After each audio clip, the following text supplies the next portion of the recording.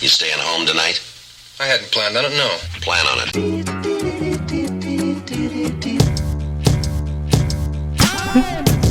Minus 5, 4, 3, 2, 1. Booster ignition and liftoff of Discovery. You're gonna die. It gets really weird. Like, a lot of people, well, it's actually like, my mom calls me Leticia, and people try to say it that way, and they just can't. And so it's like, Leticia's just the easiest way. It's how I say my name myself. Don't try to say it. Yeah. Okay, Leticia, like the TH, like a Spanish TH, or like a kind of like, is it yeah, like a Mexican Leticia? Yeah. But it This is like scares the me when worst people thing say right it like that. I feel like I'm in trouble because my mom's literally the only person that calls me that. So. Oh, really? Oh, dang. Yeah. So that's why it's like I say Leticia and everyone, and that's how I introduce myself. That's how I say it. Yeah. But there's always like some Hispanic lady that has to correct me, and I'm like, yeah, I know. I know. How many siblings do you have? That's always like my first thing in trying to get to know someone better is like, how many siblings do you have? I'm an only child. Now I'm judging you so differently, right? Do you feel like you're the classic only child, or do you feel like you break the mold? I feel like an only child, but I mean, I'm Hispanic. I have so many cousins. I have 113 cousins. So it's like on the one hand, So I shock people when I'm like, I'm the only child, but then I have that many cousins. So I don't really know what a typical, but like, so I'm friends with Jen Fulweiler, and she is an only child, and she only has like 1-2 cousins. And I'm like, okay, see, I don't think I am. Who's Jen Fulweiler? She wrote a couple books, and she's had, oh, you're totally joking? I'm like, to me, she's so famous. Yeah. I'm sorry. That was a bad joke. I became friends with her before she was famous, so it trips me out still to this day when people are like, "Oh my God, you know Jim Fulweiler." I'm like, yeah. So you're an only child. Like your parents, did they come from many? Like how many siblings did your parents have? So my mom had 11 siblings. Yeah. So there was 12 of them, including my mother. But one of the children was placed for adoption. So she grew up with 10 siblings, and she was the oldest. And then I don't know my father, so I don't know anything about him. Yeah. So I come from a big family. And most people in your extended family have lots of kids?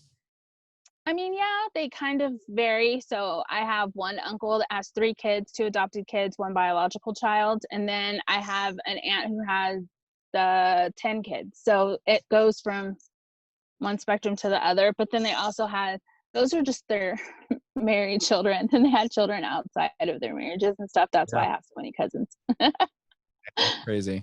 So my wife and I are like, I'm one of 2, but we have 5 kids. And my wife is one of 4, but she wants like her dad has, I think her dad has 11 siblings or something. Like her dad has a lot of siblings, but like my side of the family is all not a lot of siblings, but it's funny how both of us just want to have tons of kids. Yeah. I mean, kids are fun. Like I had 4 kids, and I guess everyone just thought that if I stopped having kids, somehow my life would be better. And it's like the kids actually made my life better. What was hard on my life was the lack of education, the lack of resources, good living wage, a husband who could not do drugs. Like those kinds of things would have made my life better, right? But the kids, so now that I'm 43, I have 4 kids, 3 stepchildren, and 2 grandchildren. And I tell my kids all the time, like, get married young, have lots of kids. Like, the kids are the fun part. Yeah. And especially for you to, like, as soon as we got married, within a week, we were pregnant. And I was like, it's going to be nice to be, 40 something and our oldest be like 18, Yes. Yeah. I mean, I'm 43, and our youngest, all 7 is 18, about to be 19 in October. And we have 2 grandkids. So like I'm 43 and I have 2 grandkids. My oldest grandkid is 7 and my youngest grandkid is 4. So it's like super cool. That's amazing. Super cool. That's so fun. It Have is you fun. so what's been your what was your did you grow up Catholic? No, but it's kind of complicated. Everything with me is complicated. But I'm here so for it. I'm here for it. It's never like a straight answer. It's always like, well, actually. So I grew up in a culturally Catholic family. I'm Hispanic. My aunts and uncles were Catholic. So Catholicism was a norm for me. Like it's not shocking to me to walk into a house and see a giant Our Lady on the wall. Like that's that's Where'd you grow every day. Where'd you grow up? Did you move around a lot, or were you in one place? I moved from 2 different places, from the Panhandle of Texas to South Texas, and then back to the Panhandle, and then to Houston. So it was kind of like those 2 places. But I grew up in a small, like from the age of 3, I was 3 when we moved there. From the age of 3 until 15, I grew up in a small Texas rural town south of San Antonio. Okay. And it was just me and my mother. Like my uncle lived in a town next to us, which was like maybe 45 minutes away. But in the town we lived in, where I grew up, it was just me and my mother. I had no siblings. I had no cousins there. So I kind of was just on my own. And I didn't speak English. So when I started school, they, I guess the school and my mother, I don't know, all the adults around me decided that I needed to speak English. So everyone stopped speaking Spanish to me. And my mom ran a daycare, and one of the parents of the kids that she took care of said, let's take her to Vacation Bible School at the First Baptist Church. She can learn English and she can learn about Jesus and have a good time. And so I was 8 years old, going to the Baptist church by myself. There's no adults with me, no practicing anything. And I went to the Baptist church for, I went to, okay, it might happen again because I've hit repeat sometimes instead of stop. But I went to the Baptist church by myself until I was 14. You know, the typical Baptist child, collecting Chick tracts, carrying my Bible, my King James Bible around. Wait, so you went to VBS and then after that you just kept going back by yourself? Yeah. Were you a pretty strong-headed kid? Like, were you like more, would your mom say you were pretty stubborn as a kid? Or independent? Yeah. Yes. Yeah. Stubborn, independent, all of it, you know? And I mean, I would ride my bike there. What would your mom, like, they were just like, all right, Leticia's going to Baptist church, like. Yeah. Like, and I mean, you know, yeah, it was like 8, 9, 10, 11, 12, you know what I mean? Like it's so funny because, I mean, I guess I grew up in the 90s, you know, parents just they were like, see ya. Like you woke up, you got on your bike and you took off. It was like the Lost Boys or Stand By Me, that movie, you know? Yeah. It's like, be back before the streetlights turn on, you know? Yeah. And if you're not, then we'll call the one cop in town to go find you. What kind of small Texas town? I mean, some of the small Texas towns are very, like, there's a Munster is like a very old Polish, small Catholic town. Like what was the makeup? Was it like a cow town? Was it like, what was this small town that you lived in? Yeah, it was a cow town as far as I was concerned. Yeah, it's a cow town. Now it's an oil town. There's been a huge oil boom, which is crazy because when we go home, they have a Taco Bell and it's just not. Good for them. No, you should suffer. Like the kids nowadays that are growing there are not suffering whatsoever. They have a Taco Bell and they just got a Burger King. So me and my husband are like, this is just not, it's not. Ugh, yeah. You know? Yeah. So yeah, it was a super, super small, conservative, evangelical, I mean, town. And they loved me. And I think that that's really why I went to the church. Cause it was the only family I had. Yeah. it was just it was the only family I had. The people were super nice to me. They fed me. They were kind to me. My mom, my mom is, she was a single mother. She, was a migrant worker. She started working when she was 4. So for her, like, I had the most privileged life because I was 10 and got to ride my bike around town. And she was like, you have it so nice. It's like, it's kind of normal, Mom, And so, I mean, I loved it because it was a community, and I didn't really have that in any other space because I didn't have cousins, I didn't have siblings, I didn't have a family at home. So it was my make-believe family. So I had quite an imagination too. So it worked for me. Yeah. You've written some about generational poverty, and then also part of the reason Anna kind of a friend Anna like recommended you or just kind of sent me your ways because I came across this phrase, intergenerational trauma. Are you familiar with this phrase? Yes. And so I'm processing. I mean, I'm in my 30s, so I'm still processing, my childhood and my adulthood, and like everyone's doing that self-work, that self-therapy. And I'm really fascinated by this idea of intergenerational trauma and generational poverty. And I'm fascinated by that. So I don't know, maybe you could talk a little bit about your experience growing up and then how you feel like that connected. Because I mean, like you said, like your mom says, oh, you have it so good. And you're just like, what do you mean, Mom? We're eating Wonder Bread every single day. Like, what do you mean we have it so good? It's like that Monty Python sketch where it's like, oh, we dreamed of living in newspaper. We wish we had the luxury of a box, to live in, Yeah, I mean so growing up, I didn't know anything, and looking back now, really watching my oldest granddaughter looks just like me, has my same exact personality. And if I had not been in therapy for so many years before she was born and started growing up, she would have seriously triggered me badly. Because it's like, there's every once in a while, like memories of my childhood just come at me because she does something that's so similar to the way I did things when I was younger. So growing up, I thought it was all normal. And then when I was 13, I met a boy and I liked him, and we started, going around, and he was my boyfriend, and there was all this teenage drama that comes when you're 13 and like a boy.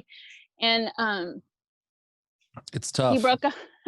He broke up with me. And when he broke up with me, I kind of lost it, and I started sneaking out of my house, running away, being very promiscuous. And so for most of my teen years, my mom and my uncle were trying to figure out how to control me, quote unquote. And they kept asking me, like, what's wrong with you? What the hell is wrong with you? Like how normal people are with teenagers that are just acting buck wild or whatever. And the last time I ran away, my uncle asked me in a way that really, I was just so tired. And so I just told him everything that happened when I was a child. And it was that I had been sexually abused by the man that lived with me and my mother. We rented the house from him, but he lived on one side of the house and we lived on the other side of the house. And he had been sexually abusing me for years as a child. And finally told my uncle. How old were you at that point? Was that? I probably was about 5 or 6 when it started. And it was 9 when it stopped. Did you even know, like I've heard that, well, like when you're that young, like it's hard to even know, like when did you realize that there was something going on that was not okay?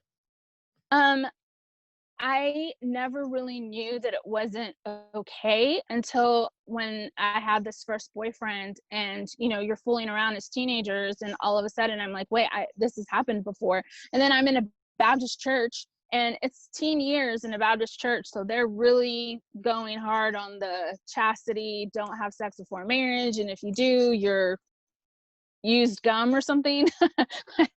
Like that whole Yeah, no, I know the talk. yeah, Like, see the piece of tape every time this tape is, and it becomes a worse and worse piece of tape every time. And you just throw that and, piece of tape away. It's like, wow, great. Message received. nice. Okay, so I'm a used piece of gum, and I'm only 13. This is gonna work out really well for me, you know. Yeah, yeah. And so that kind of started happening, but you know, I was still a kid, and I still didn't. It wasn't working, like it wasn't solidifying, like I wasn't getting the vocabulary, I wasn't understanding what happened. So when I told my uncle this, my uncle, being the kind of man that he was, just took me to his house, told me, go inside, tell your Tia Mary, who was his wife, that you're gonna stay with us and I'll be back. And he it wasn't until I was in my 30s that he told me the story, that he went to the house and he pulled a shotgun out and said, if you ever come near her again, I'll kill you, and got my stuff. But at the time, I had no idea what happened. All I knew was I told my uncle something. I ended up living with him, and eventually my mom came back and took me. So it all happened to me. Nothing ever happened with me, and nothing ever was explained to me. No one ever defended me. No one ever said what happened to you was wrong. It was kind of like you said something and now everything's a mess, you know? So you fast forward, I got pregnant with Anthony, my oldest son, when I was 16. And then when he was 3, I met a guy. I married him after only knowing him for 2 weeks. We had 4 more children, but one ended in miscarriage at like 20 weeks. And again, something happened to me. No one explained it to me. No one helped me process it. So I was 20 weeks pregnant. I lost a baby. No one offered to let me see my child or tell me what the sex of the child was, or to name the child, bury the child. There was no process for me whatsoever. So it's one thing after another, you know? And then when me and my first husband got divorced, at this point, you know, I had 4 kids under the age of 9. I had suffered not having a father, being sexually abused as a child, getting a divorce, blah, all this and this and that. And I was just like, I really need Jesus. Like, I think, I think maybe the answer is God. But before you get to Jesus, if you're a woman in America, you start with Oprah, okay? Because you don't really want to. You don't want to get too committed to Jesus. Yeah. Start with Oprah. Like, let's just ease into this. Yeah, exactly. Let's watch a little Oprah. Let's see what she's got to say about this. You know, let's see what her advice is on getting your life together. I want to go to Oprah church. Yeah, exactly. And you know, it's crazy because 2 things happened. One, she had a show on sexual abuse, and it gave me vocabulary for what happened to me. And how old were you at that point? I was 31. I was 31. Gosh. Yeah. And so I had a vocabulary, like, what is grooming? What's this? What's that? So finally, someone telling me what happened to me was not my fault. I wasn't used gum. I was a victim, you know? And not because anyone was intentionally like no one was intentionally trying to get me to, you know, avoid saying that I was a victim. It's just no one talked to me, you know, no one gave me a vocabulary or whatever. And I didn't make it easier either, because I don't know, I was running away and acting really crazy. But anyway, what do you wish? I mean, obviously, I hate questions where it's like, what do you wish was different when you were a kid? Because it's like, everything I've experienced made me who I am. And it's really hard in this present moment to wish I was someone different. But what would you advise a parent, a friend, a relative? Like, what do you wish, or how do you now advise people to help in those situations? Because like, I was in youth ministry for a long time, and kind of walked with people experiencing lots of different trauma and have seen a lot of, mishandling of trauma. I mean, there's the trauma and then there's the mishandling Yes. of like the aftermath. Which and is traumatic. Yeah. And it is, and this sounds like I'm just a teenager just yesterday becoming an adult, but everything is so complicated. It is so complicated and difficult. And I think like, as you're growing up or as when you experience some of these things through a movie or television or even a documentary, you get like when you're actually in the moment experiencing it, or you have a friend who's experiencing it, it is so much, it feels 100 times more complicated. And I don't think anyone really, for me, no one really prepared me for the complexity of the emotions and the relationships. It just is so complicated. And what is your, after having gone through that firsthand, like how do you even prepare people or talk to people about how to help? I think what I tell everybody who is a parent, I say you have to do whatever it takes to be able to accept criticism from your children.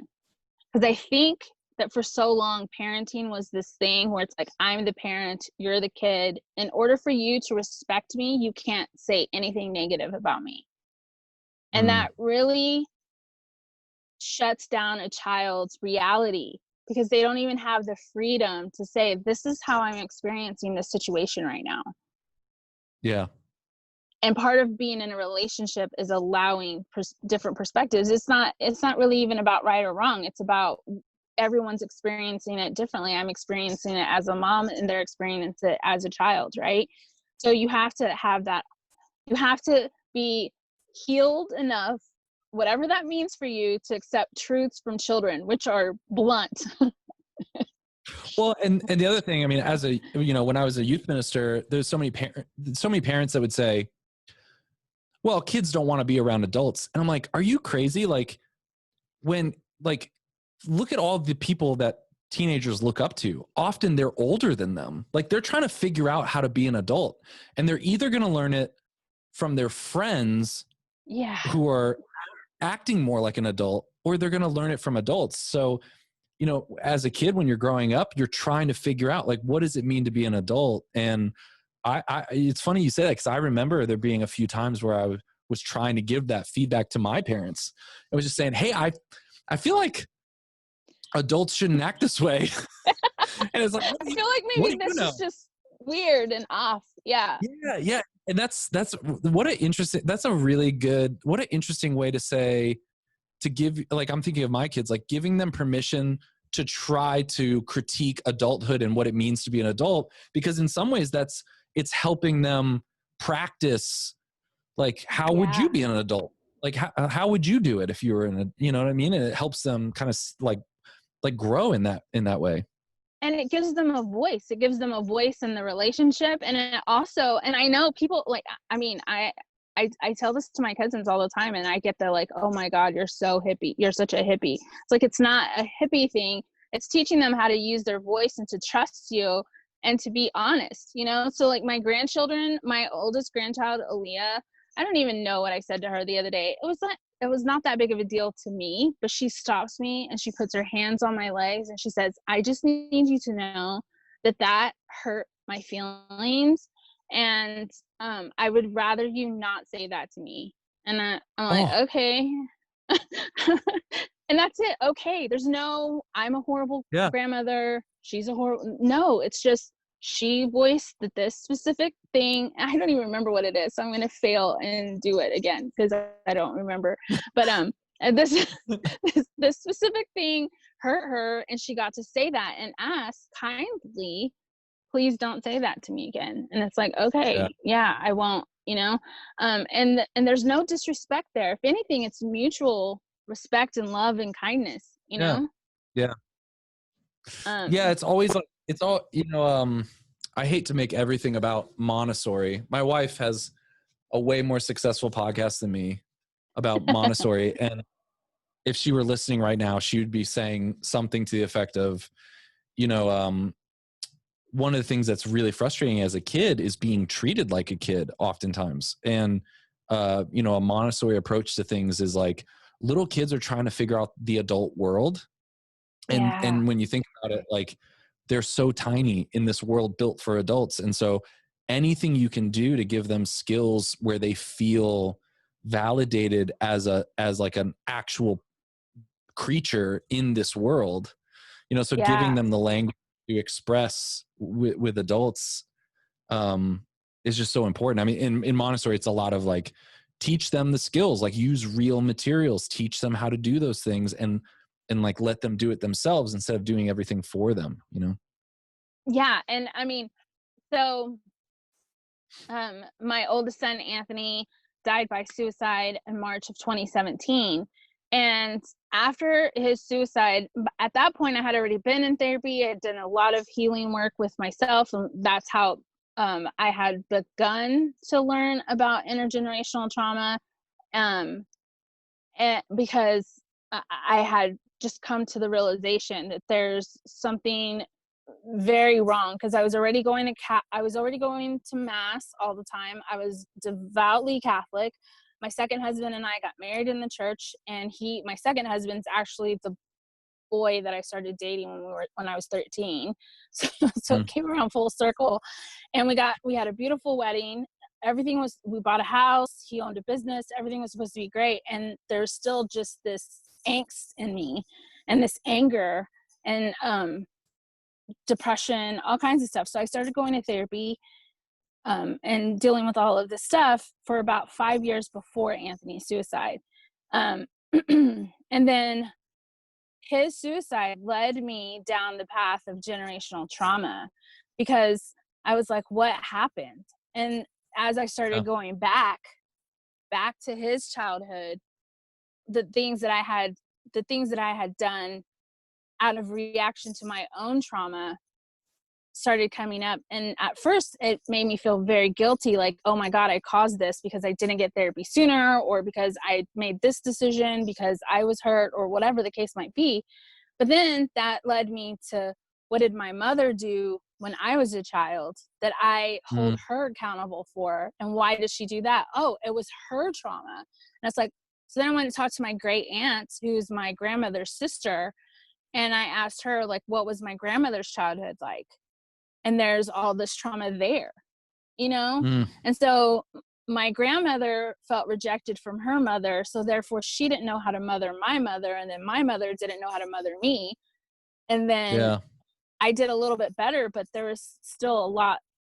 I mean, there was still a lot I could have done differently. Right. So I'm looking at my grandchild whose father's now gone. And she's traumatized because her and my son Anthony were super close. Anthony took care of them their whole lives or whatever. And I'm wondering, like, how am I going to help this child not have the problems I had? Because, I mean, she's obviously traumatized. Her father, died by suicide. This is my worst nightmare, And so we got her in therapy right away. So all of these things that I learned in therapy to help myself with my own trauma, I was now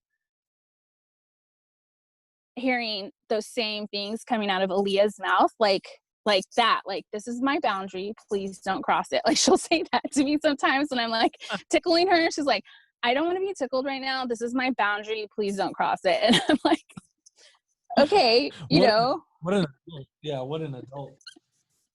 Yeah, and it's like so funny, because it's funny, but at the same time it's like, wow, watching her like express herself in healthy ways, I never have to get onto her.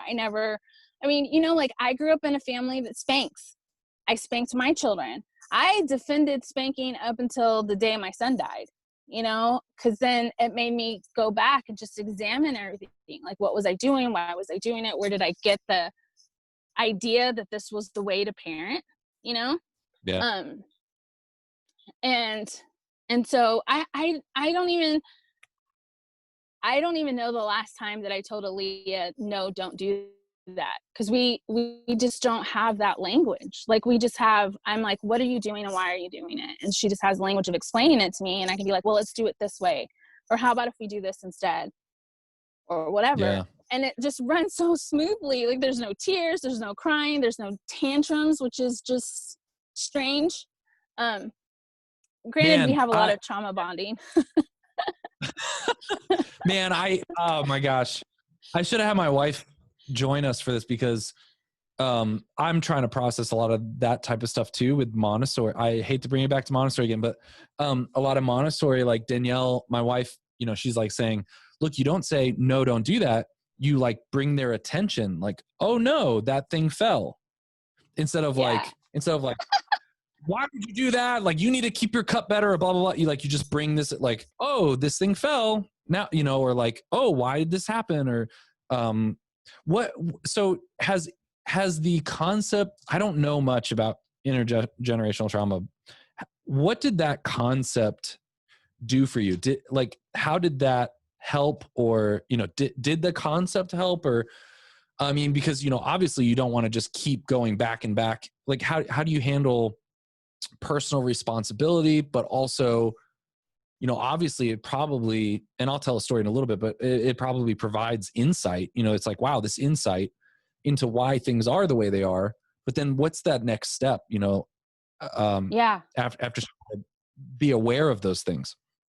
Yeah, I mean, and that's the thing. And especially having a child that died by suicide, it's a huge, huge thing for me to explain to people that does not, like, there's personal responsibility. There's things I'm personally responsible for. But, and as Catholics, we have the language for it. It's culpability, right? Like, yeah, it's still responsibility, but how culpable you are is on a scale. And really only you and God know what that scale is. And really at the end of the day, it's only God. But like, that's what it is. And so what it's done for me though, it has given me compassion and mercy to my mom and to my grandmother, who I was so angry at. So it turned that anger was destroying me. So, you know, my grandmother's been gone for 23 years. My mom is, you know, a ball of her own trauma that's not ever been resolved. And so like my anger at them wasn't fixing any of that, but it was destroying me. So understanding trauma and understanding the way it biologically impacts your neural functions and decision making allowed me to give them compassion and grace that melted all that anger for myself, so that I could move forward in a healthy, loving way with my surviving children and my grandchildren and my husband. Because man, I would nitpick my husband all the time, just out of pure anger for things that I had no control over, you know? And then having my son die by suicide, it was, I even had to explain this to my therapist. It's like, I have to take personal responsibility for my bad choices, because as parents, we make them. We're human. We make bad choices. And also understand that I didn't cause his suicide. He was sick. He was ill. And understand those two things separately, instead of trying to create this like one big ball of information. Like, you can't say, oh, it's not my fault he committed suicide, therefore none of my choices impacted that, because that's not reality. That's just not true. My choices did impact his childhood and his inner you know, well-being and how he saw himself. Obviously my choices impacted all of that, the same as my mother's choices impacted how I saw myself and my self-esteem and all that stuff. So I have to take responsibility for those things and forgive myself for them, and ask you know, God to forgive me for them, and then move forward. I think about the you know, Jesus talking about the repentant sinner versus the, you know, the like self-righteous Pharisee. And I've talked a lot to friends and in youth ministry a lot about the movie Noah, and how to me it was really shocking. when I was watching that movie for the first time, I realized that Noah, it wasn't obvious to Noah, this message of mercy. Like in America, we have it's so penetrated our culture, the idea of mercy and forgiveness and God, like most people, you know, if you walk on the street, like, what about Jesus? They're like, he loved everyone, mercy and forgiveness, you know, all that stuff. And so this idea of like, if you never had that, you know, you didn't have that, that's a scandalous concept, because what it gives you permission to do is to say both, I am responsible and I am redeemable. Yes. You know, it's like, because I know I've had some really tense conversations with people where they're like, man, you are so hard on yourself. And I'm like, you know, like there is like a both and, you know, like there is saying, I am responsible and I'm still worthy of love because I'm not going to pretend that I'm the type of person that would never be capable. This comes to mind. As right after the Boston bombings happened, I was at dinner, and I was a young kid, you know, younger, but I was at dinner with a bunch of older people, and they were like, I just couldn't imagine. I just could never do that. And I remember getting so mad because for some reason, I just was like, if I'm honest, I have the capacity for evil, or I have the capacity for ignorance, or I have the capacity for like negligence. I have to be honest that I have that capacity. Yeah. And some people are, you know, it's hard for some people to wrestle with their potential for evil, and like, how can you both acknowledge that and be worthy of love? And that's the message of Christianity.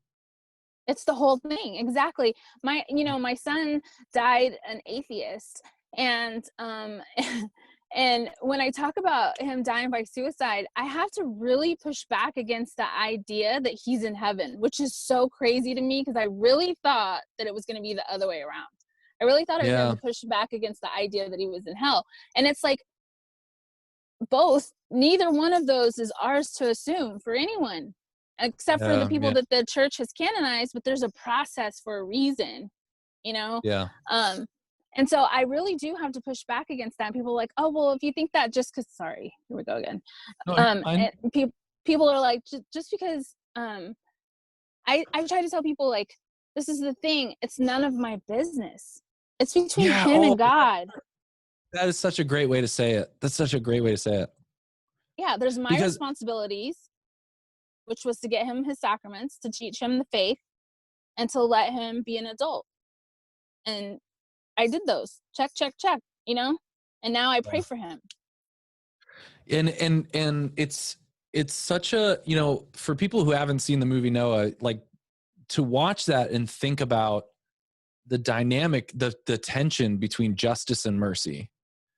Because like that is, I mean, what more relevant topic, I mean, that touches on everything we're going through right now in our culture, everything humanity goes through, is like, how do we make sure that you're both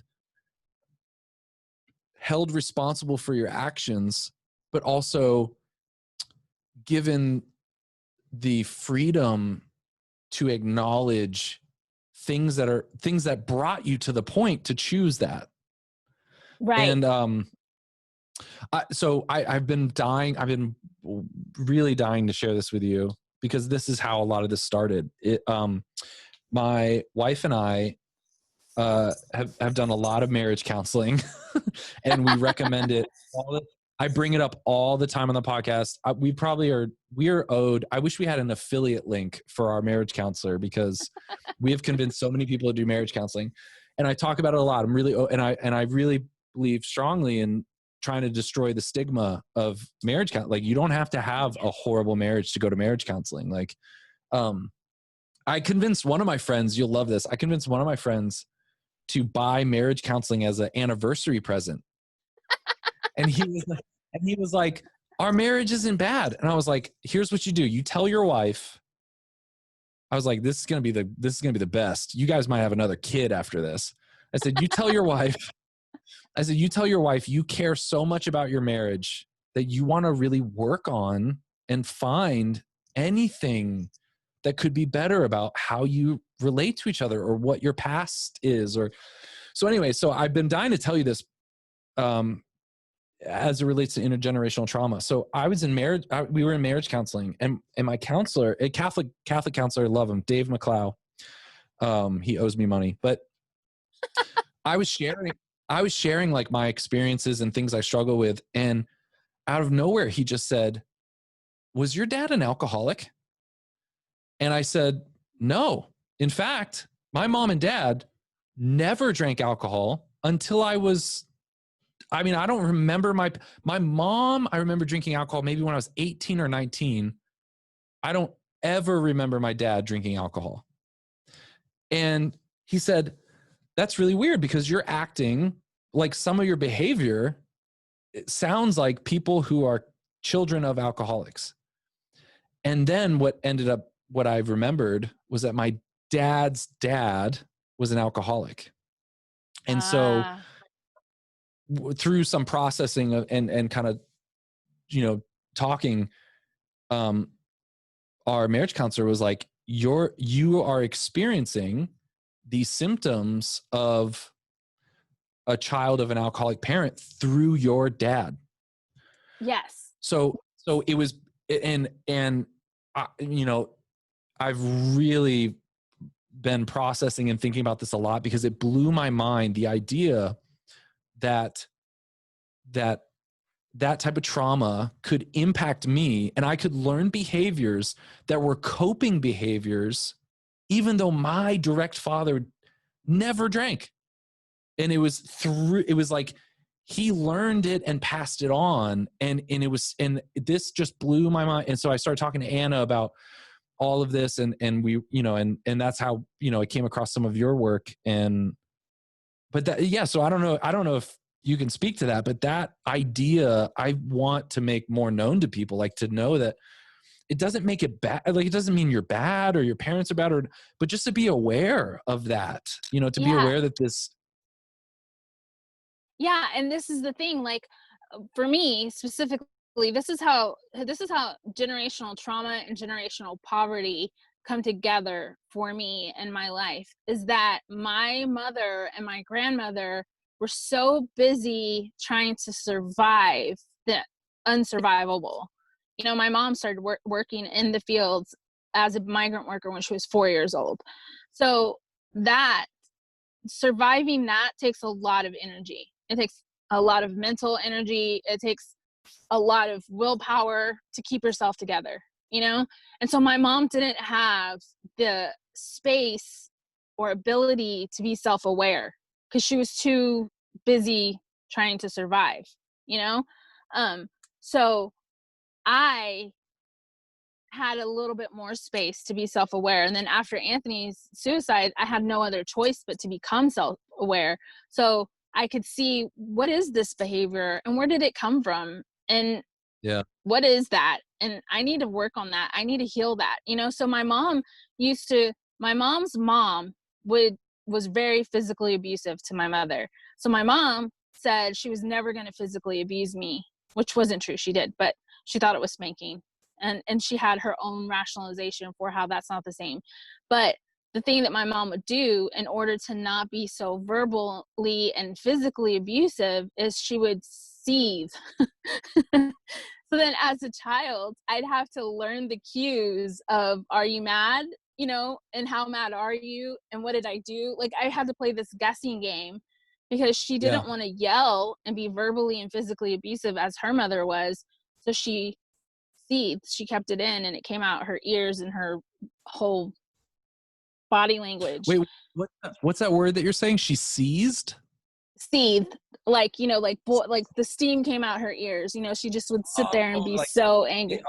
She'd be so seething, and I would have to try to figure out what did I do? And I was the only child, so I'm the only one she could be mad at too. That's a whole other thing. I didn't have siblings to be like, oh, you probably did something really stupid.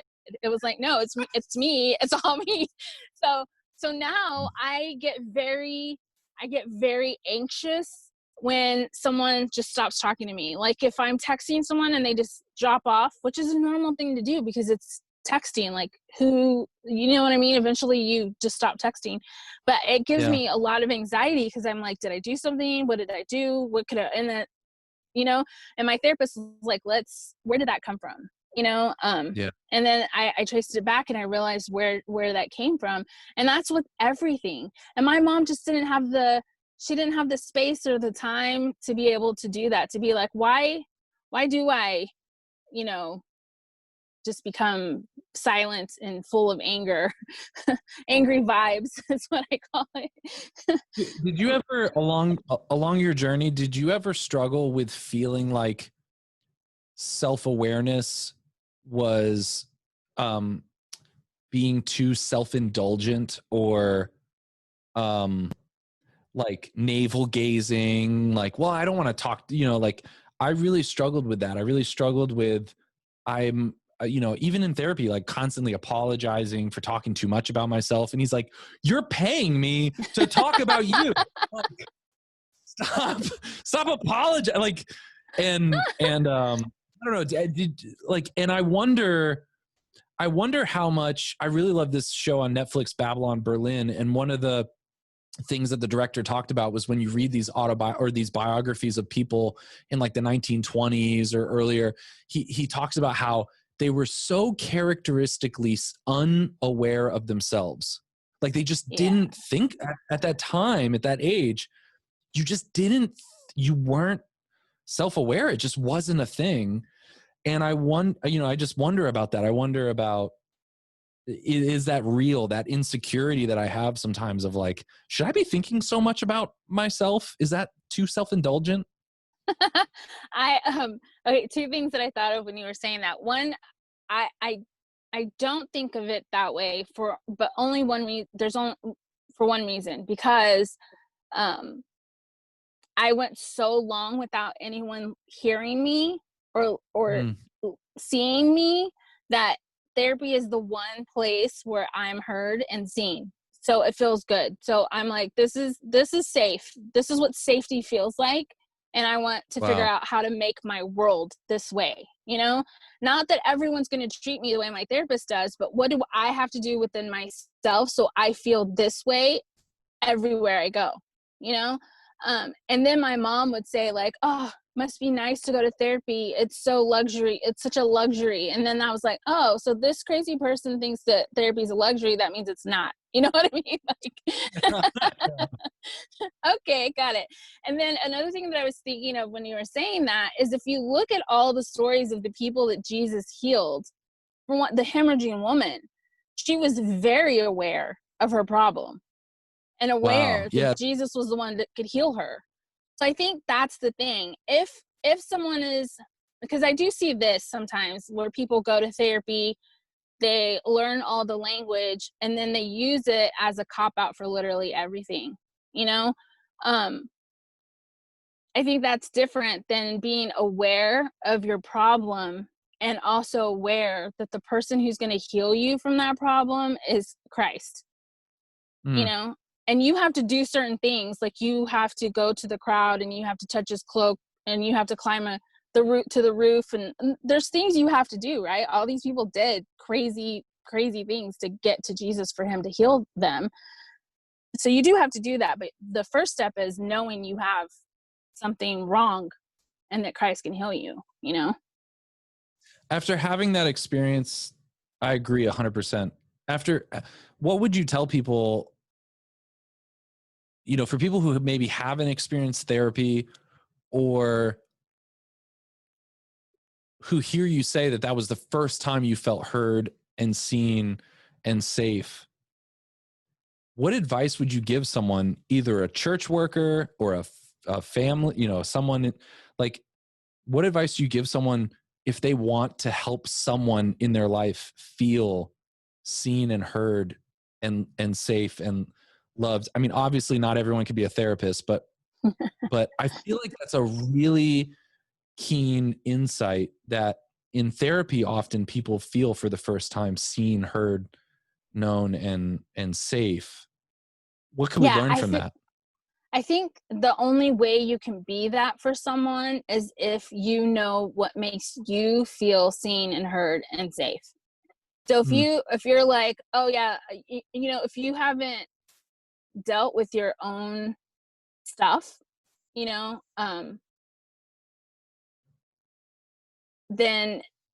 if you don't know how to go from I feel like I'm in danger to I feel safe, if you don't know how to regulate yourself in that way, you can't do that for anyone else, because you don't even know what you're doing. You're just trying to, you're going to end up trying to feel okay yourself, because you're going to end up feeling like there's something super wrong here and anxious and anxiety, right? So that's what I tell everyone. You have to know that for yourself. You have to know what safety feels like for yourself. Before you can be that for anyone else. And honestly, I think I'm like you. I tell everyone, go to therapy. Yeah. I love you and I want to be here for you, and I can buy you a pint of chocolate ice cream, but then you also need to go to therapy, Yeah. How do you navigate, or how would you talked about how some people might gain the language and use it as a cop out. How do you navigate that? Like, at what point does it become, because I've been nervous of that too. I mean, I think way too much probably about all this stuff. And so, I mean, it's just in my nature. And so I do worry about, using the language, like labeling something and saying, well, I struggle with this because I'm this way, and this is what's happened to me, as opposed to seeing it as, no, this is an opportunity for growth. Let's not just say, well, this is how you are, c'est la vie. I mean, how does someone make sure that they're not just using the therapy language as a cop-out? I think I think you go back to the both and. It's this is why this situation causes me to react this way because I have X, right? And because I have X, I have to know how to I hate the word push through it, but I have to know how to self-regulate myself. So for instance, for me specifically, I get anxiety when people want to hug me.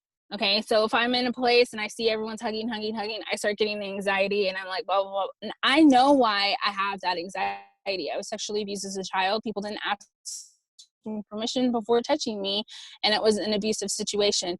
But instead of going, hey, everybody, I was sexually abused as a child, so hugging gives me anxiety, I have to regulate myself. The world isn't going to regulate for me.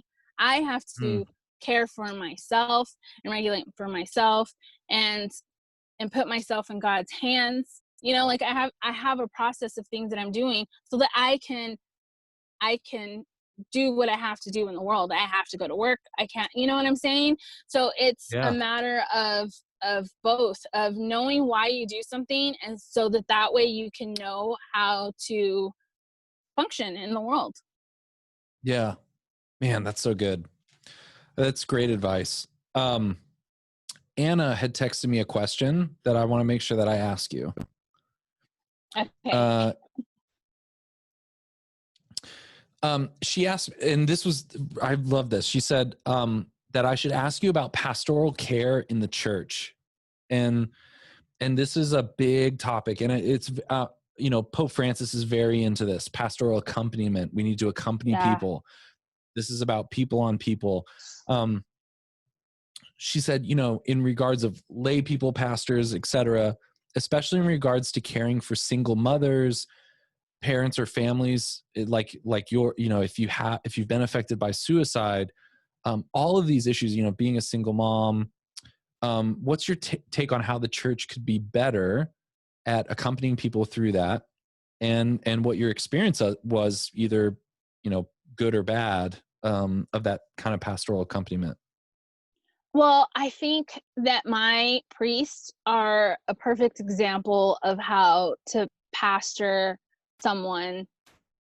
And I'll tell you why. Because so my pastor and another priest, Father Jay, were both at my parish when I came into the church. Father Jay was only a priest for 6 months, and he walked with me through my conversion. He celebrated the mass where me and my husband got married. He baptized Anthony, and he gave him his first Holy Communion. And him and my pastor both came here the night that we found Anthony. And Father Jay blessed Anthony's body and then has walked with us ever since. Like, I mean, constant accompaniment through my entire process from the moment I was in RCIA until yesterday, like, and the thing that I love about him is that he does not water down the faith whatsoever, but he also makes it clear that he loves me unconditionally, and my children. So I have a child who struggles with her sexual orientation. She has a giant pride flag in her room, and Father blessed her room and just closed the door, didn't say one word. And I could see in my child's eye that she was waiting. She was waiting for anything, right? And he didn't say anything. And he walked out, and then he left. And when he left, she looked at me and she said, if I ever come back to the church, it's going to be because of that priest. And listen, I get it, but she knows the faith. She understands what the church teaches. She understands where she stands on it. But I think sometimes we get so fearful of losing. It's not even about losing someone's soul, because that's up to God. And you can't say God's merciful and kind and all this and that, and then go, oh no, this person's going to fall into hell. Like, the two things don't really go together. What we're really scared of is losing, we feel like we're on a team and we're gonna like lose a point if this person isn't this perfect Catholic, right? But God is a God of the impossible. So I think that the important way to accompany someone and to walk with them and to give them pastoral care is to love them unconditionally. And yes, there's a time to explain the church's teachings and the whys, but you have to know when that time is, and it has to be God's time and not your time, because you're trying to win an argument. Because winning an argument isn't the goal. Allowing someone to be loved by God through you, that's the goal. And sometimes that comes with truth, and sometimes that comes with love. Sometimes that means saying something, sometimes that means keeping quiet. And you really, the only way to know is to be completely connected to the Holy Spirit in your own life. So if God's not talking to you about your sins, then you have no business talking to someone else about their sins. That's my number one personal rule. Like, if me and God aren't having conversations about how I flipped that guy off in traffic yesterday, then I really cannot talk to anyone else about anything they're doing, Well, also, like, I mean, it's 2020. If someone wants to know what the church teaches, they're just one Google away from 4K footage of Katie Prejean explaining in great detail. You know what I mean? Like, they're just one Google away from, 4K footage of Patrick Madrid explaining church teach. You know what I mean? Yes. And I think it's such a good point. It reminds me of, you recently wrote an article titled, I think it was, I'm Not Interested in Being Right. Yeah. What did you mean by that? If you could just kind of share a little bit of that. Yeah, I don't want to be like, I don't want to have all the right arguments to win an argument, to be right, and to be like, yeah, I dunked on that guy. You know what I mean? I want it to be holy. And sometimes the road to holiness is to be like, man, I had that really wrong. Speaking of Patrick Madrid, like, I got, like, him and I are friends. I wrote a chapter in one of his books, and there's times when I'm debating him about something and I'm like, but that doesn't make any sense, or whatever. And for Patrick Madrid to be open to a conversation with a girl who has a GED, that's pastoral care. You know what I mean? That's humility. That's not having to be right. That's listening, because we're going to learn from one another, and right doesn't get you into heaven. Holiness does. I want to know the truth. And that's the way I've always been. That's how I ended up here as a Catholic. I was trying to prove that the church was wrong about everything. And Father awesome. Jay hands me the catechism and some papal documents and is like, here, read this and see how wrong they are. And I'm like, oh, I will. had my highlighter, and I was like, I'm going to show them. And I'm like, man, all this is right. Like, all this is true.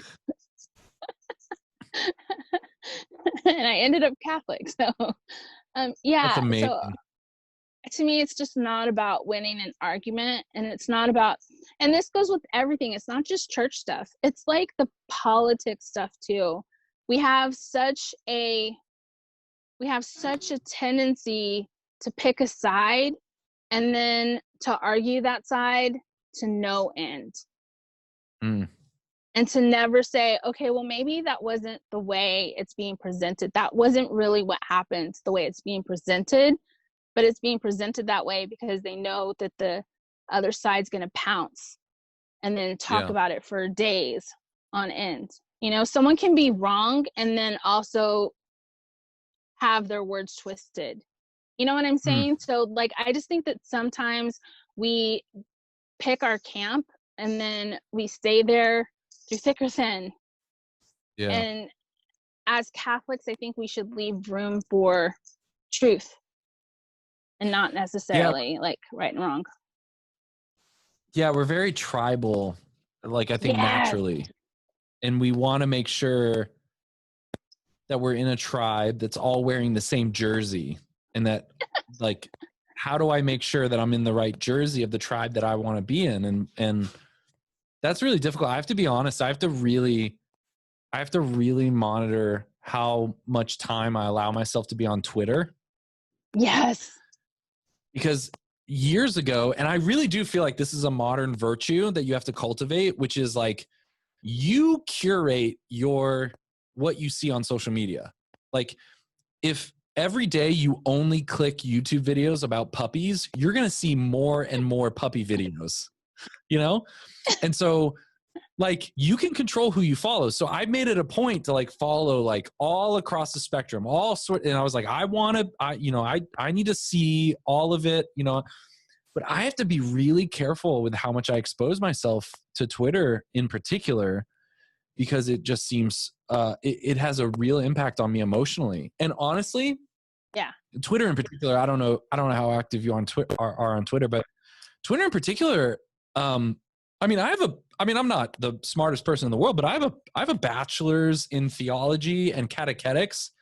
And often I feel I'll open Twitter for 10 minutes and close it and just be like, I don't know if I'm smart enough to even like wade through all the, like, I feel like I would have to spend the amount of time that would be equivalent to a PhD to figure out what my opinion in this one narrow area is. And I don't know what the answer is. I don't know if maybe I just need to wait till I'm 45 and I'll be smarter and wiser.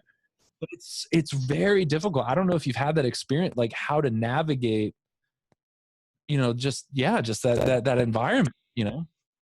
Yeah, I have teenagers, so they kind of help me because, and this is the thing is about this younger generation, like my children. So my second son is about to be 22, then 21, then 18, about to be 19.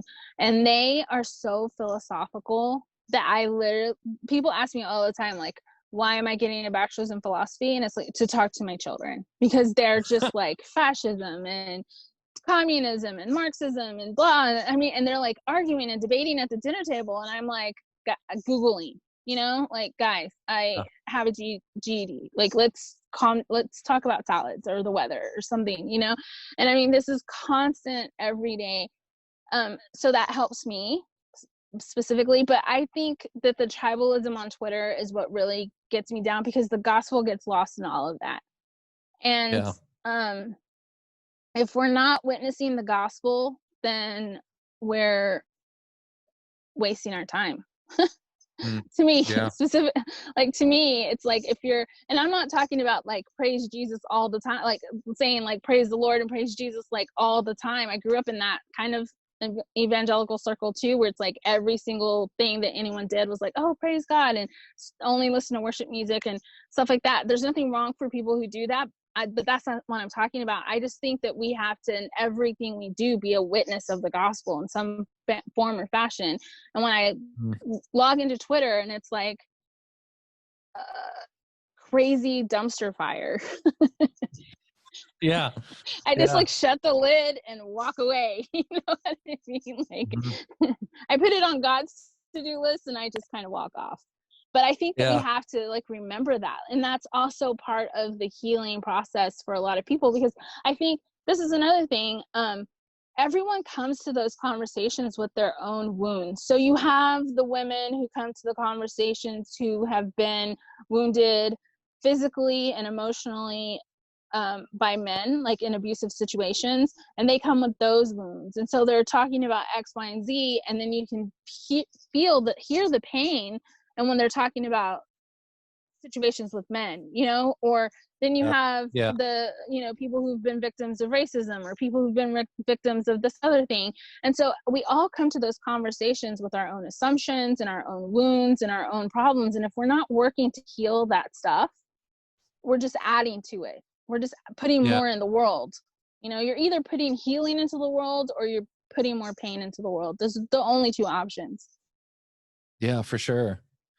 There's a lot of talk. Well, I mean, I appreciate this new emphasis on a personal relationship with Jesus in Catholic circles.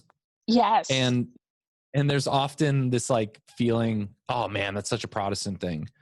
And I love that you're saying like, you know, there's this spectrum, you know, there's these, you know, it's not only personal relationship with Jesus and emotionalism or whatever you might, and then it's not only arguments and rationalization.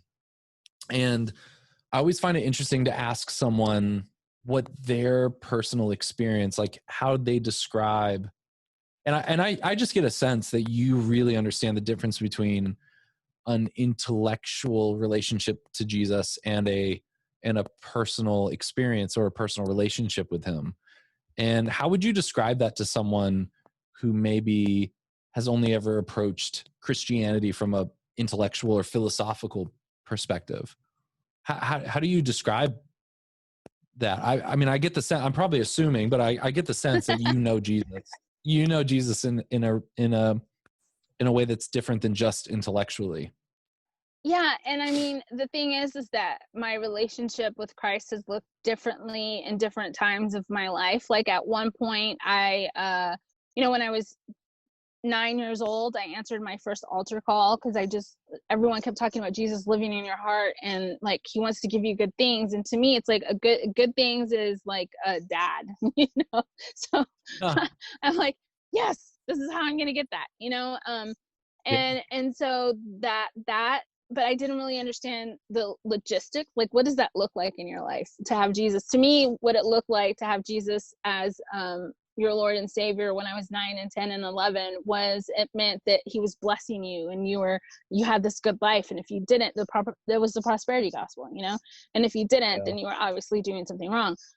And then it evolved from that to like, I'm going to do my own thing. But when I'm cutting lemons at work, I'm going to tell you about all my problems. Like that's what my prayer life looked like.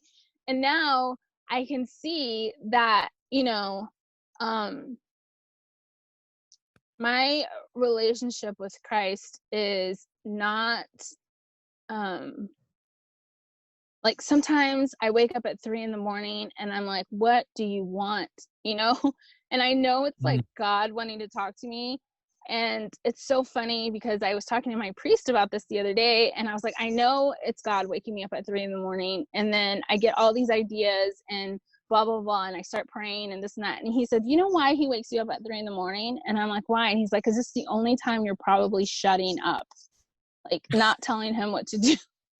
And I'm like, that is kind of true. So, you know, that's what my relationship with Jesus looks like. Like it looks like people and situations, and I can just tell when it's him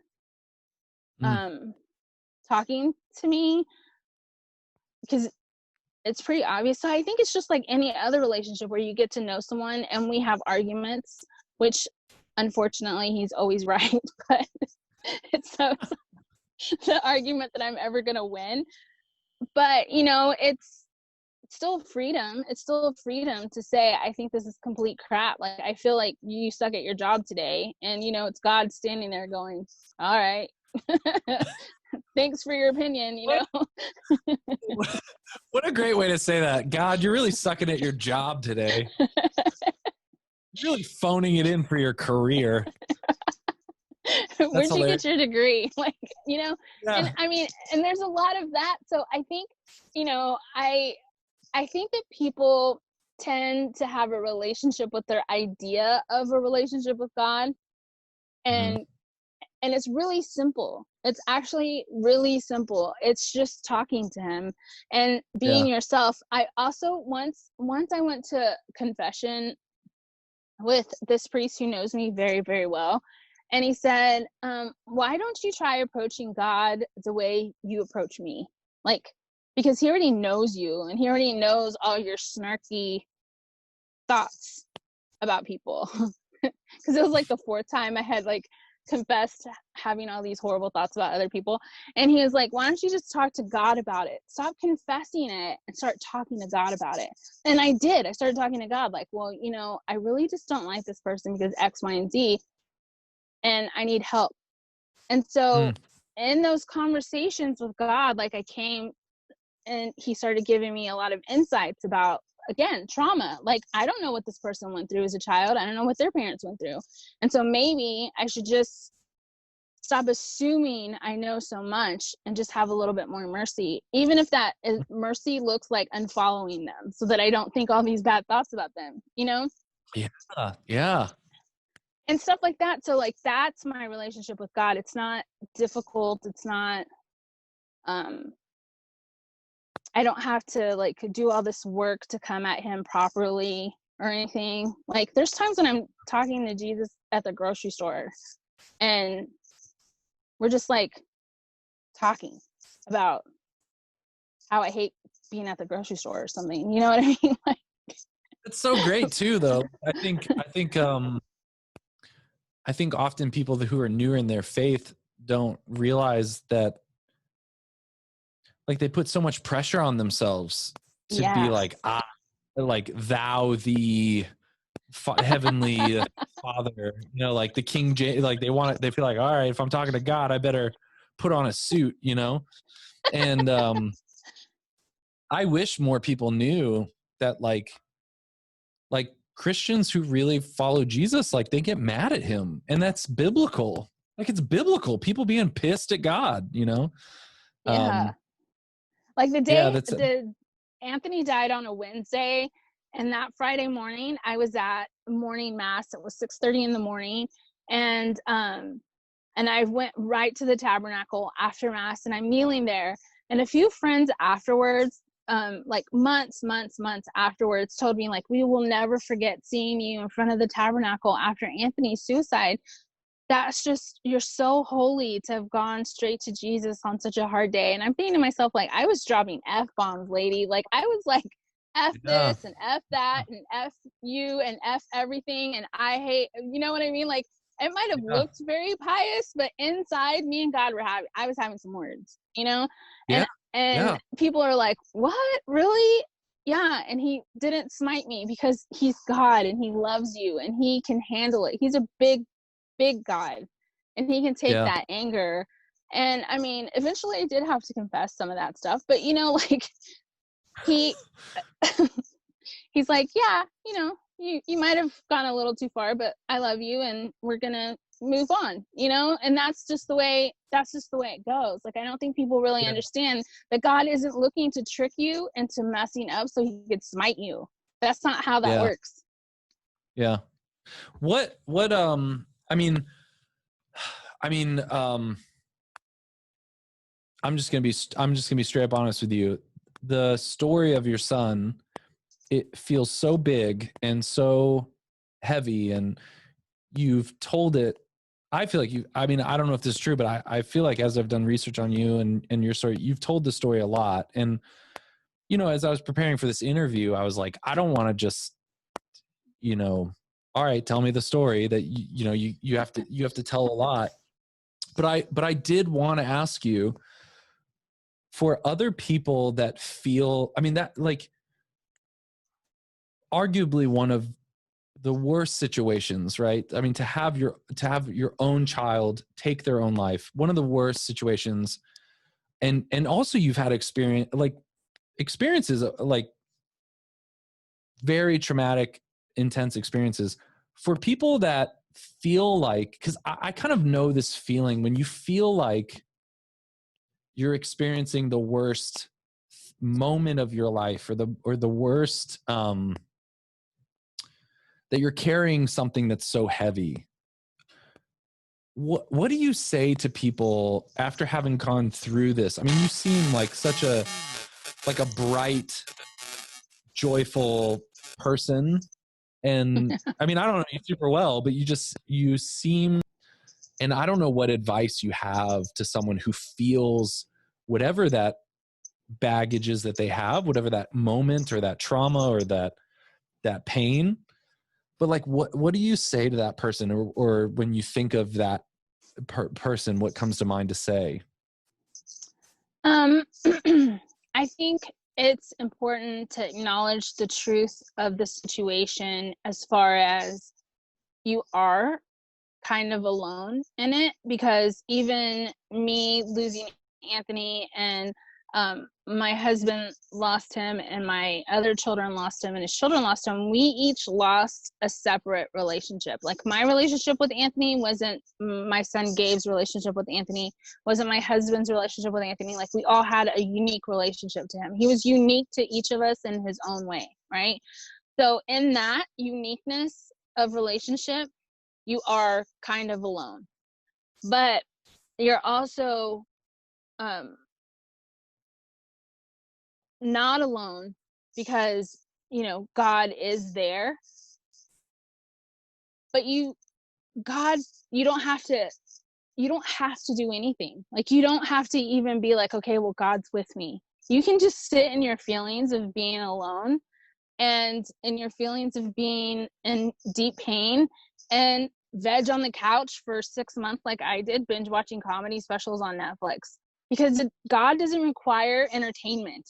You know what I mean? God will sit there with you even if you're eating ice cream and watching Felipe Esparza's special for the 47th time. Like he's down. He's a ride or die kind of God. You know what I mean? And I think that's so important for people to understand, because I think sometimes we think we have to entertain God. Like, okay, well, if I want God to sit with me, then I'm going to have to pray and I'm going to have to go to mass and it's, all those things are good within themselves, but you don't have to entertain him. And I think it's also important to I tell people this all the time, because people tell me like, I hope you find peace. And I'm like, I have the right to mourn my child.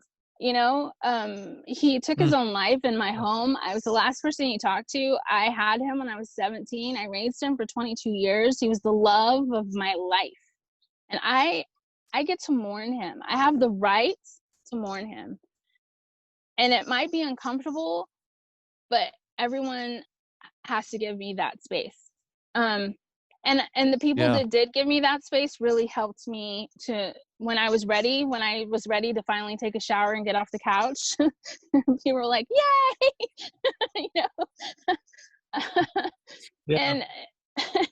And that's and that really meant so much to me, and that really kept me alive. And also just people who I could say, I can't pray today, can you pray for me?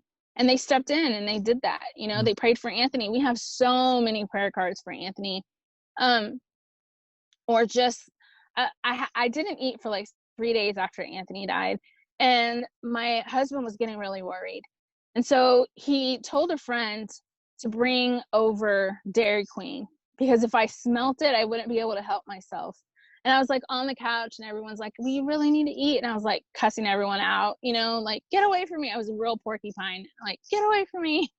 I'm not going to eat, blah, blah, And then my friend walks in with Dairy Queen and I was like, hey, can I have one of those burgers? Like,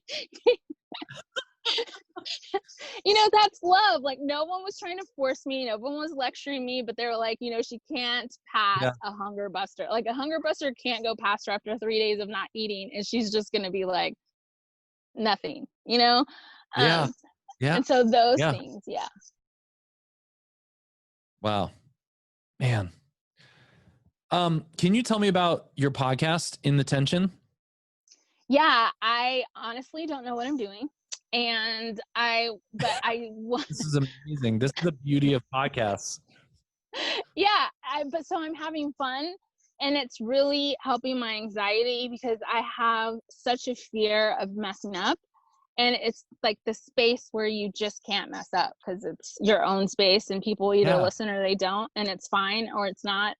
There's nothing like you're not going to fall off a cliff and die. It's fine. So I'm having a lot of fun. Yeah. Yeah. And I get to be myself. And, at 43, I finally feel like I know what that means. Like, I know who I am. I know that I talk really fast. I know that I ramble. I know that I go down rabbit holes, whatever the case might be. And I'm okay with it. So I want to create a space where you can have conversations about things that people don't like to talk about. Like, people don't like to talk about, like you were saying, like marriage counseling. Everyone's like, marriage counseling. Yeah. And, yeah. Or like fighting with your spouse. Like, I just did like this teeny tiny one where I was talking about influencer culture. And I'm like, we're kind of all fake on Instagram because none of us are showing the kid that just, pooped their pants and what that life is. Like, no one's showing the tantrum with the 2-year-old at the grocery store. Like, no one's picking up their phone and like, hey guys, I'm going live right now. Me and my husband are having a huge fight about budgets, Yeah. No one's taking a picture of their child and being like, I told myself I was going to stop spanking, and this is the look of my child. After 6 months of not spanking my child, I hit my own child, and I'm a horrible person. And you're crying, and the child's crying. And you're like, if the cops showed up and took me to jail, I would be totally okay with that because I deserve it. No one takes a photo of that for some reason on Instagram. Yeah, or like go live when you're outside your kid's friend's house, and you're like, so this is me live outside my kid's friend's house, and they're drunk inside and they're 15. I gotta go get them. Like, no one's doing that. So on some level, we're all fake on Instagram, Yeah. And I love that I can talk about that stuff because people just don't like, there's this like whole, and I think there's beautiful content out there, but I just think there's this whole narrative of what the Catholic life looks like. Yeah. What about the name? I love the name, In the Tension. How did you come up with that? What's the thoughts behind the name? It was one of those conversations at 3 a.m. with God. And he was like, hey, you know what you should name your podcast? And I'm like, I don't have a podcast. And God's like, hey, but you know what you should name it? But I don't know how to do a podcast. Can I just go to sleep, please? I'm so sleepy. And it was like, how about In the Tension? And I'm like, F my life. I'm going to have to do this podcast now, And I was like, what does this even mean? And so then I had to kick it around. I took it to my therapist. I took it to my priest. And it just describes my life. Like, my entire life has had some tension in it, whether it's tension between me and my mother, tension between me and the fact that I didn't have a father. I was bullied in school. And I think it's made me comfortable in these spaces of, I'm a very confrontational person, but not like, I want to know what's happening, what's going on, what's the truth, what do you think, what do I think, what are we doing? Like, I love having these conversations.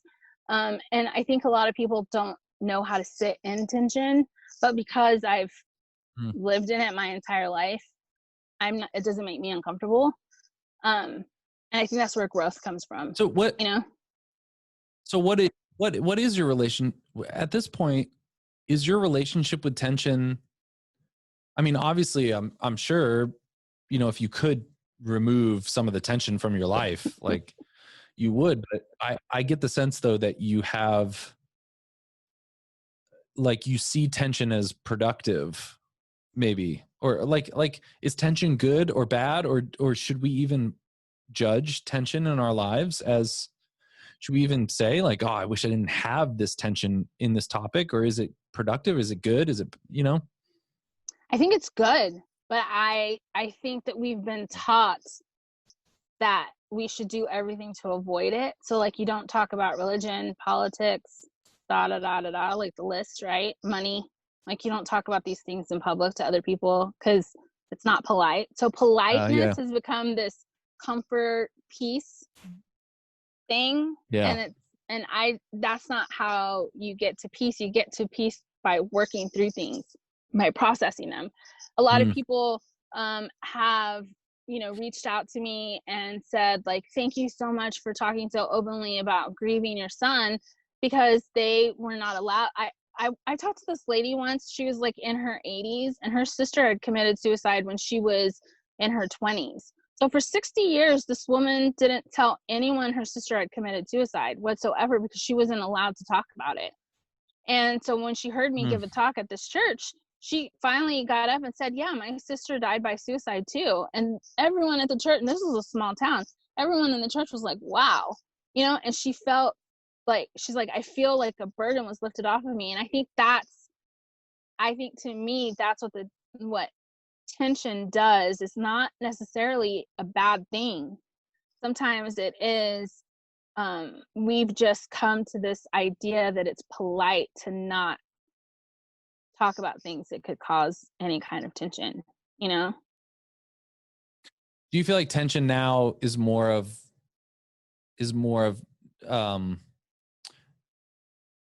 a sign that you should pay attention in an area?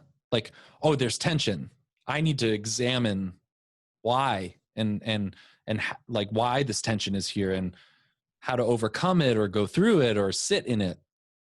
Right, exactly. Like my husband and I have for 12 years always gotten into arguments when we talk about money.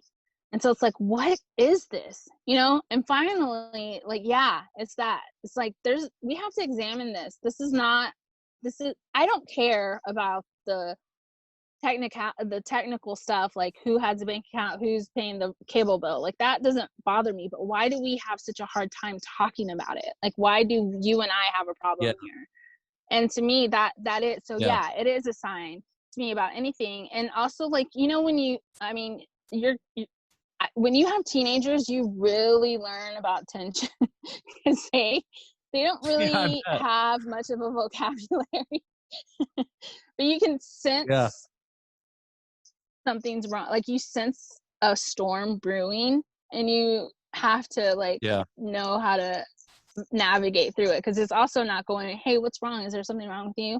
Because you're never going to get an answer other than no. Yeah.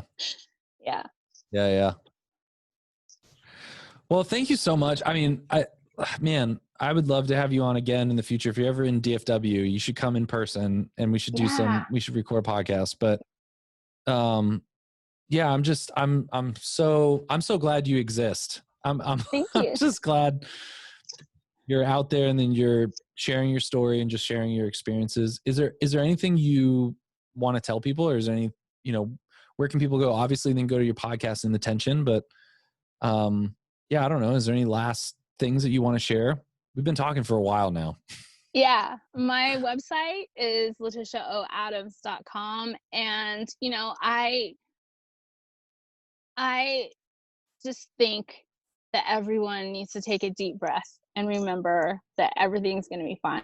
I see it's so wild to me, because I see everyone going through what me and my family went through after Anthony's suicide: uncertainty, trauma, not knowing what happened. Everyone's life changed in an instant, right? Like, one day everything was fine, and the next day you can't hug anyone, you can't go outside, you can't go to the grocery store, wear a mask, everything's super messed up. And I think that I hope that people seeing me being able to live after Anthony's suicide will remind them that there will be a life after this, you know? Yeah. Yeah. That's pretty much Man, it. amen. Yeah. Man, we'll post links because you've shared your story in multiple places, and I want to post links to that because I really want to encourage people to go listen to that. And thank you so much for, following through all these different topics that we've talked about. It's been so great. And yeah, thank you for being on the podcast. Thank you so much. Thank you for having me. It was great. It was a great conversation. Yeah, I'm glad that we met. All right, I'm going to hit stop, but I still want to say bye to you after. Okay, everyone, you've listened to the show. Go sign up on Patreon and follow on YouTube and go to Facebook and Instagram and all those places for the show.